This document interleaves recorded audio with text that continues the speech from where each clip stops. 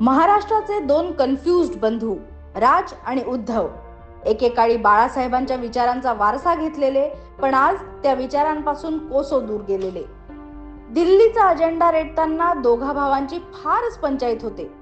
कधी म्हणतात EVM machine मध्ये गडबड झाली.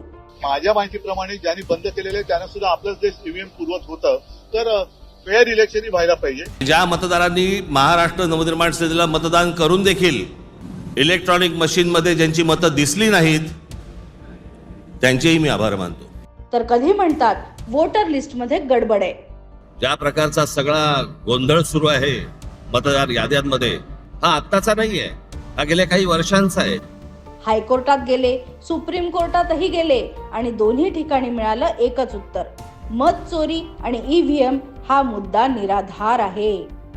जर राज आणि उद्धवकडे पुरावेच नाहीत तर मग महाराष्ट्राला भ्रमित करून यांना काय साध्य करायचंय? उत्तर सोपं आहे. दोघा भावांना बीएमसीचा मलिदा लाटायचा आहे. आगामी पालिका निवडणूक जिंकण्यासाठी हा नाहीतर तो मुद्दा करत कोलांटा उड्या या दोघं मारतच राहतील.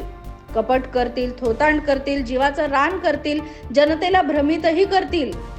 पण राज आणि उद्धवजी, एक लक्षात ठेवा, तुम्ही कितीही डाव साधा, जनता मतपेटीतून तुमचे प्रत्येक डाव हाणून पाडेल.